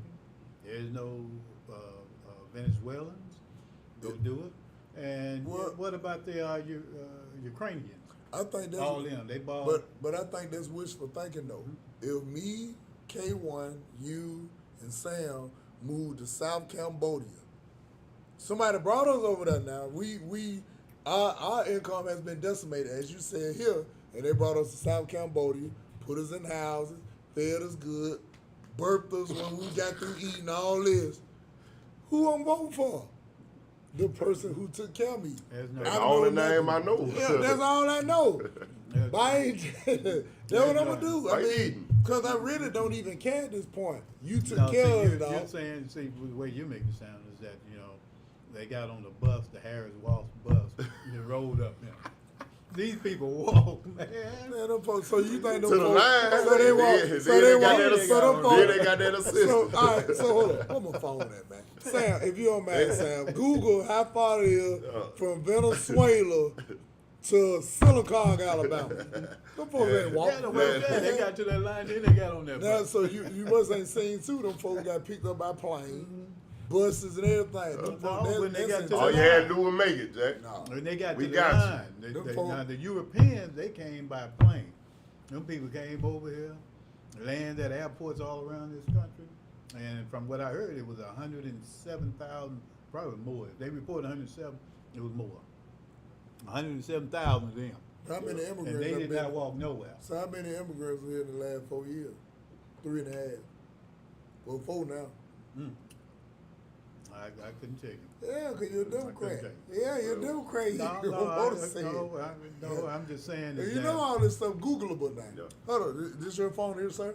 Okay, let me. yeah, I'm just saying is uh, that let's see. Hold on. Before we leave now, hold on. Because I do understand what you're saying, but I also understand business. If you get in the mindset of America, what they've done, they ain't thinking about, well, we should take them through this process.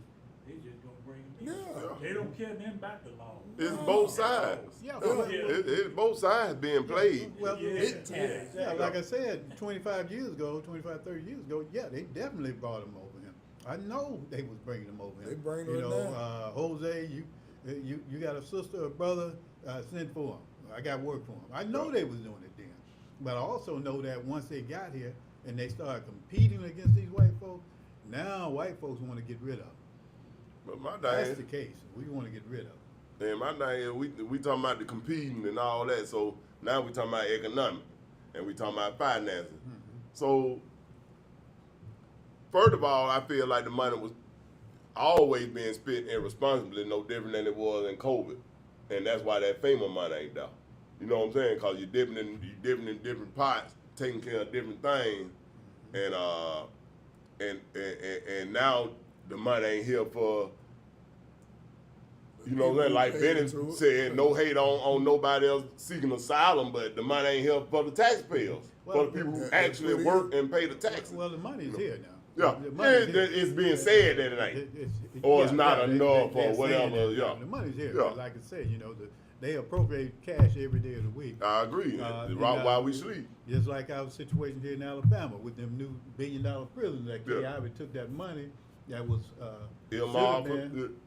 Yeah. and for you- COVID relief and different stuff like that. You took some and did what you wanted to do. people with that didn't it. get their checks, they took all that money. Those they set a moratoriums deadline. were coming off of the bills where you had to Yeah. pay them bills, and a lot of that money was for that. Exactly. Yeah. Yeah, Exactly. but see, but the unfortunate part about it, everybody be talking about how they argue about states' rights, but federal ain't no better.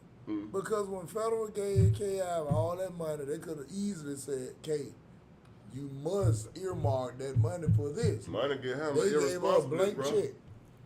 Well- They said just don't write it no more than this. So as a crook or a criminal, I'm gonna do what I wanna do. I'm gonna invest in some where I know these folks out here busting, shooting, robbing, killing, stealing, breaking in, and I'm gonna fill up my investment.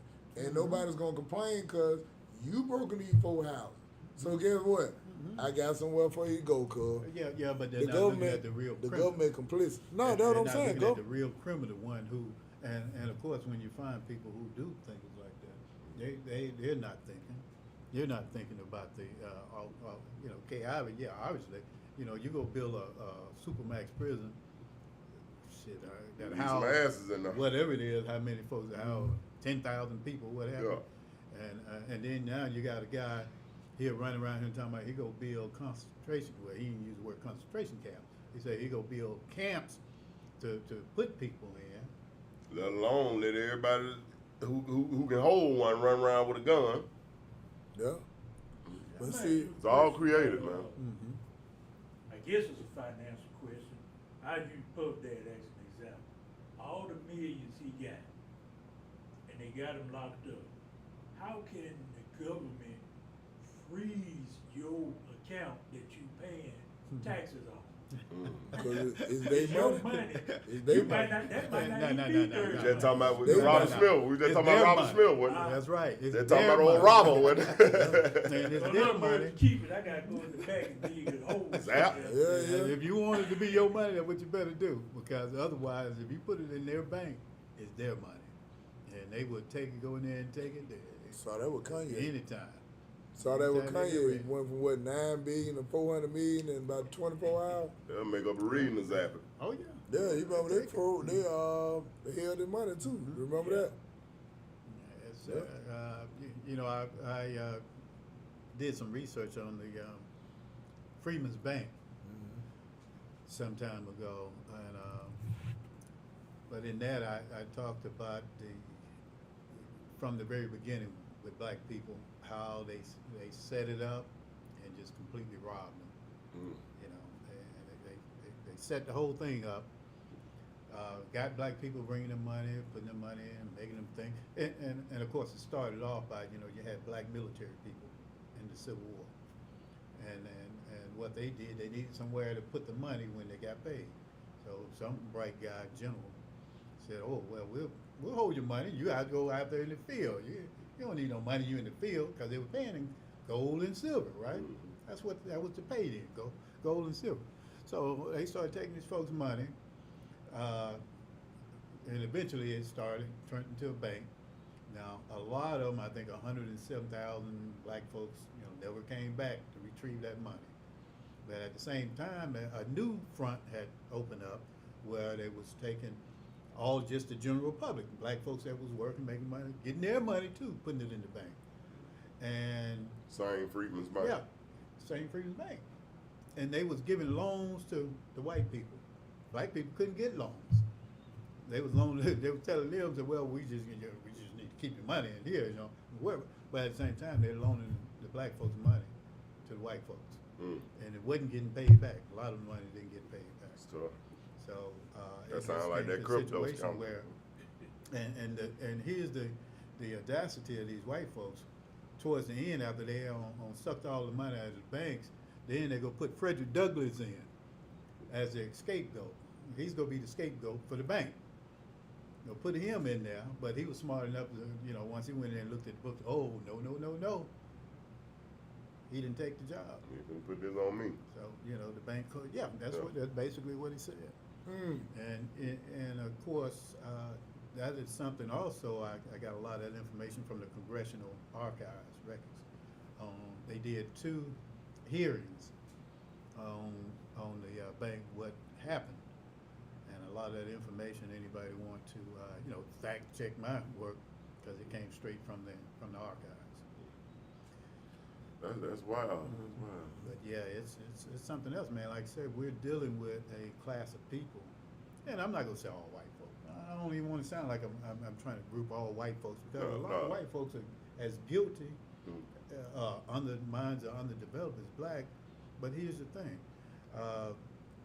in the movie Mississippi Burning, I think it was, and the old white guy, he killed the black guy and white guy, both farmers. And the white guy kills the black guy mule. You know, and he had the mule, you need the mule to farm and plow and Make his money. fields, right? Yeah. White guy goes over and kills his mule. And the young white boy asks his dad, said, why'd you do that? And he said, well, you know, son, if you ain't better than a nigga, who you better than? Just like that. Mindset. It's like that. Underdeveloped. And that's with a lot of white folks, that's how they operate. That's how they think. You know, I got to support white supremacy because maybe tomorrow I may be in that position. I get a chance to put my foot on the neck.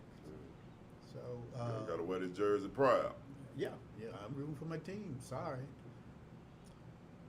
Yeah.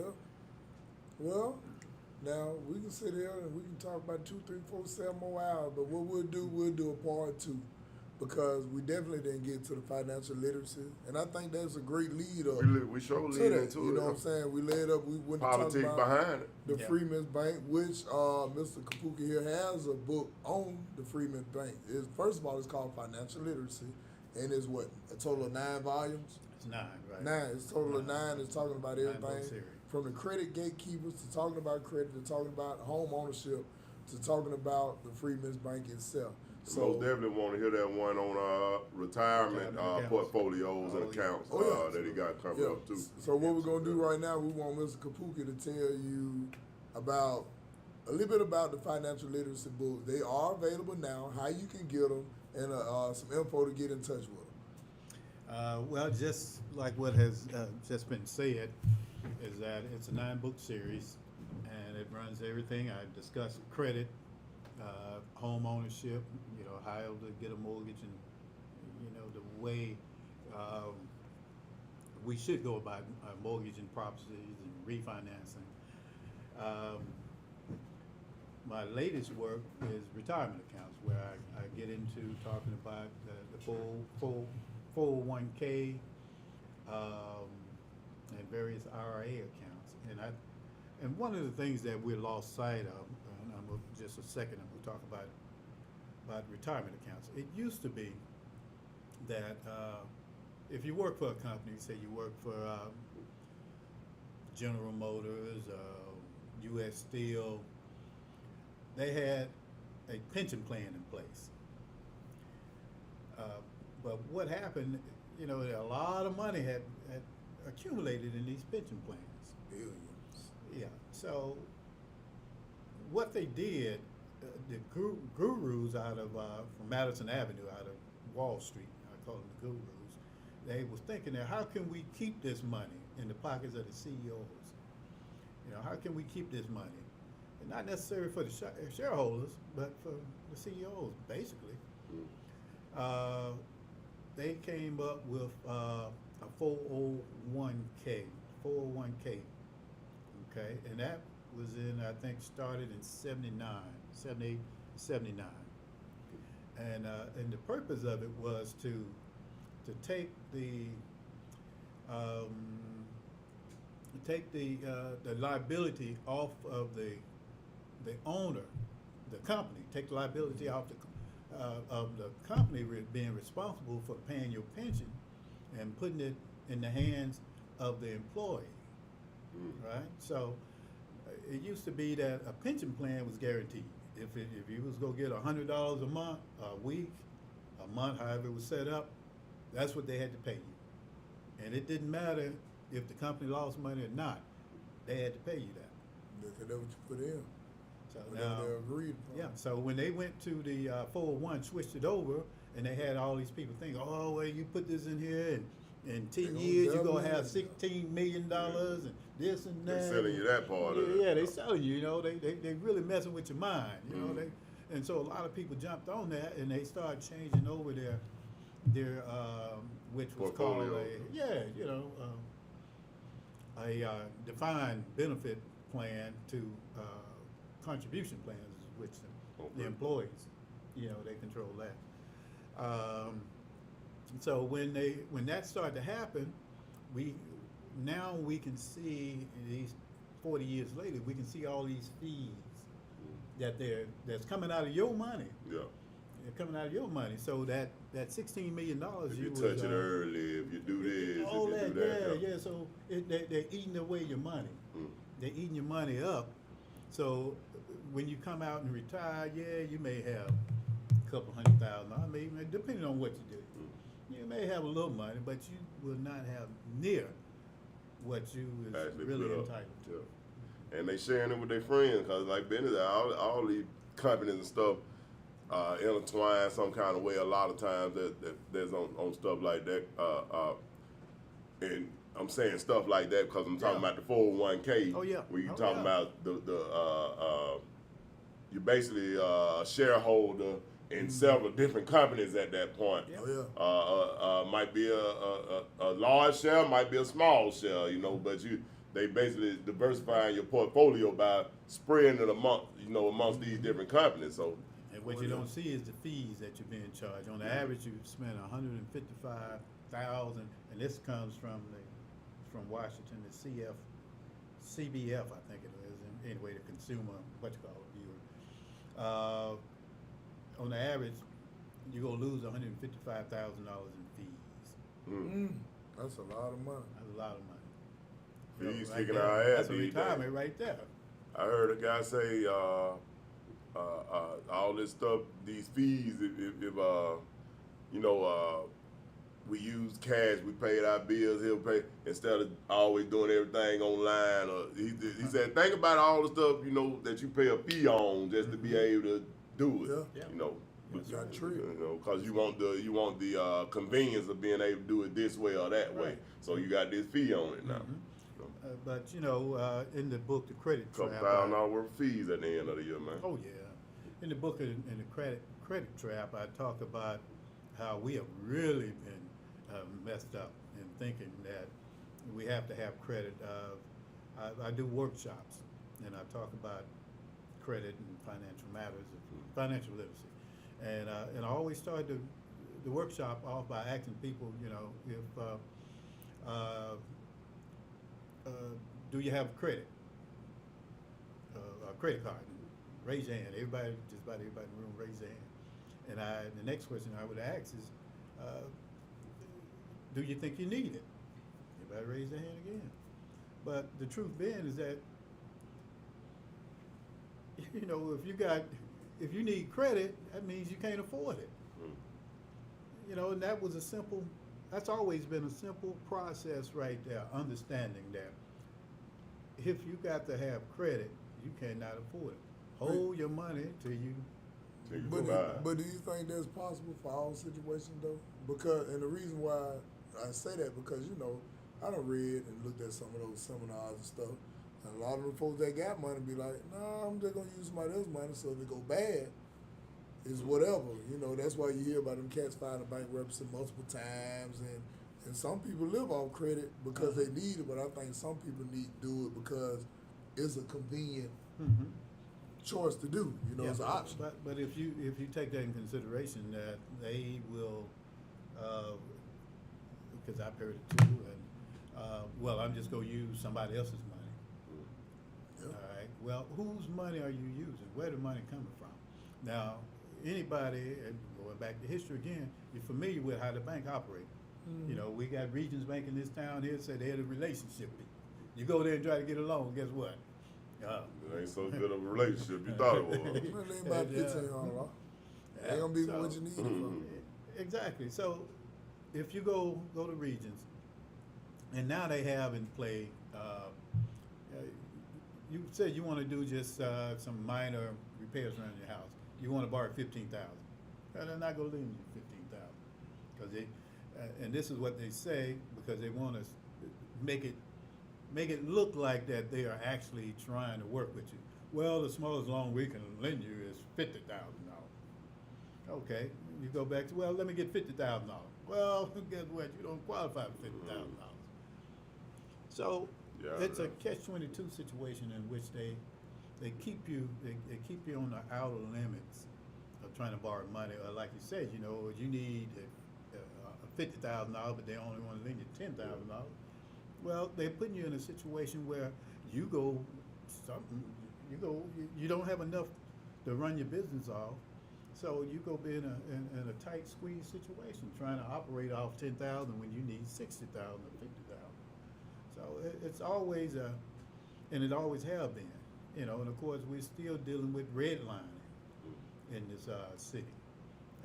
That's been a big problem, still a problem, and nobody seems to understand how to figure it out. But my thoughts on that: if black people begin to hold their money, do business with, we had A.G. Gaston Bank here for a long time. I'm not saying that would be ideal, but having a true black bank that they can operate with, they can put together that would take care of them, fund their projects, their homes, and whatever else that may businesses, whatever else. I think it They takes could. a special God sense with Jesus on the side of 'em, with Michael playing the trumpet and everything for niggas in this society to do anything different than what the people who they talk about doing. Because you can see that even in electrical work, roofing work, or anything. If let's just say if Willis Roofing Company, which we call a white company, charge them $10,000 for that roof, same amount of square footage, Oh, yeah, most collude. black people gonna go right They in go and do the collude. same thing. So Yeah. watch this: is it colluding or are they doing what they call fair market? No, it's colluding, and it's also called economic retardation. Well, but I'm saying, but you gotta remember too. You said about the underdevelopment and the people who are up to speed. Yeah. So if I've been taught all my life that I went and got a master's degree in the same stuff we're talking about, is actually not. It is to the person who see it different, but the people who Yeah. thriving in that system see it as Well, there lies it's the being problem. equitable. There lies the problem right there in the education, right there, because that is the primary developer of the minds of black people, right there. And I don't disagree, but like, watch this: the same person that you say undeveloped get up the money to go open up a gas station. Sam want 283. Mm-hmm. You want 285. Mm-hmm. K1 want 281. I ain't gonna drop mine to $2 to appease nobody. Mm-hmm. Cause one, it wouldn't even make sense business wise. That's what I'm saying. I'm not saying that a person ain't right in what you're saying, but it's like the way this system's set up is almost like you can do right, but guess what? Sam, this $2.18 a gallon. Charge what you want. Yeah. You willing to take a L for them? Yeah, They well, really put you in a position where you well, almost. like I said, that's why I said you have to own all aspects, all facets of the business. You can't own a gas station and not own the oil and the oil refinery. But see, but when know, you, but so when you got, you got to have that. But see, but even now, that's what I'm saying is like what you're saying is true, but I think it's like almost no way out because you also know certain industries in the United States, like you say, okay, we got the money to build an airport, buy the planes, we already got our pilots, but guess who your next stop is? Zoning. Okay, say you got the plane. Do you have the modulator 6,000 on them? Oh, you ain't got one of them? Yeah. Now you know you got to rate them planes, but we need the modulator 6,000 to go on the tailwing They don't to get make it that fly. money out But of it. one way or another, Yeah, but- the way that this country is set up, Yeah, but see, You gonna pay. I think you can be independent more than others. But I think there's no way unless you go straight off the grid in the middle of the Saskatchewan mountains and nobody know where you at. What you said goes directly to voting, who we vote for. I don't think Who voting we count vote like for, that. because if we put the right people in there that have your interests, like you said earlier, that will, work your interests. If you have the right people in there, then they're going to pass laws. All right, so let me ask you this. Do you think now, let's just go to 1924, 100 years. You don't think niggas been voting in their best interest? I'm putting the right people there, and you ain't got the right people in 100 years? I understand why people do not vote. I'm not saying whether it's right or wrong, but just think about it. You don't watch all these people walk down the same road and keep falling over. And we still hollering that. Yeah. I think the it's thing time is to that change the you page on that. You Honestly. have to understand the demographics in this country. I think there's roughly about, I know it's a little over 200,000 white folks. 200 million. Yeah, 200 million. There's roughly maybe 50 million, maybe 60 million blacks, and then you got That's about right. 80 million of Latinos, or Hispanic people, I or think- Latin people, whatever they call themselves now. And I think So- all those numbers are skewed. I'm sure And- they are. Yeah, and the same number, like going back early in the conversation, you were saying how they brought folks here from different countries. Them folks classify as white. A lot of them Even will. though even the darker ones from Yeah. Dominican Republic and all that, they Exactly. classify Exactly. themselves as white. Why? Exactly. Because, hey, look, I'm gonna let you come on over here, bring you the starving family. When they Got your underdeveloped the job. minds of black folks here, they didn't just stop here. They didn't stop here. Yeah, so you're right about that. But the point being is that we have to, understand that we're, in terms of numbers, we're a minority in numbers. but in terms of actual a race, we the majority, and that is the whole thing that behind what's going on today, is that because they're predicting about 2040, maybe 2035, that white folks is going to be number-wise a minority. I'm gonna tell you why I believe that's a lie. It's partially true, but I'm gonna tell you from my perspective why I believe that's a lie. If we such this small number, cause think, if you say the number 50 million, right? But how many of them are children? How many of them niggas in prison or got felonious records? That's So all that by 50 design million now. dropped to what we dropped to now, about 15 million? That's all by design. You know, Do put you- them in prison, kill them. Do you think these folks will be campaigning for your vote so hard for them measly 1,500 people? I mean, 15 million people. I think that's where the lie come in. Cause think about it. K1 can't fight. He ain't got no gun. He ain't got this. He ain't got a car. But we need him. Why? Well, Think about it. You see what I'm saying? Why would I even solicit for you if I don't think that you way stronger Well, than what you are? I'm gonna get it to you like this, and this is the reason why. Because just like what happened with Doug Jones in state Alabama, you know, Alabama is a hard red state. You know, it's I think out of the black people only maybe a quarter of the state. You know, they got basically 3/3. Same in terms of way to vote Democrat. Now Doug Jones, he knocked off Roy Moore. All right. Now he didn't do it just based on black votes. He did it because he had white folks that crossed over and voted with him. So that's what makes the black vote important. Then he would lie Is because that he when said the whites cross over, or the Latinos, or the other whatever they are, cross over, then that's the thing there. So and that's Yeah. why it's so important that you keep their minds conflicted and Yeah. not understanding. Remember Doug Jones was talking about he was trying to lock up Bob Cherry. Remember that, right? That's why he got it now. About that bombing with that Oh, yeah. 16th Oh, Street. But then we also don't know that that same Democrat, y'all homeboy, tried to let him out too. You remember that? Which And one? yeah, what his name is? Doug Jones. He also tried to let him out. Yeah, I remember when it went down. Oh, try to let Cherry out. Yeah, y'all partner now. Well, Go I'm Dodgers. I'm just saying, you know, in terms of your strength in your vote. Yeah, why yeah. your vote counts and why it don't. Now, but I ain't gonna get to talking about the Alabama football down there, the University of Alabama. I ain't gonna even talk about that on this episode. So that's part two, y'all. That's That's a whole nother can of worms. what I'm tell- gonna give you some history on that in the University of Alabama. Well, I tell you what, we'll say that for part two, but we're gonna make sure we remember this on part two. That's right. That even HBCUs are state schools. That's right. This has been a great episode of Barbershop Stories, the podcast, episode 132. Look forward Politics, to politics. part two with Tamadani. And there's no HBCU schools that have a slave cemetery on their grounds, unmarked, unnamed, and tried to forget it. Not one. But we'll talk about All right, that. well, that'll work. That'll work. All right, well, we'll see y'all for the next episode, part two with Tamadani Khupuhki, so we can talk about these HBCUs. We can talk about the financial literacy series, and also shout out to K1 with Z-Lens Media for shooting us tonight.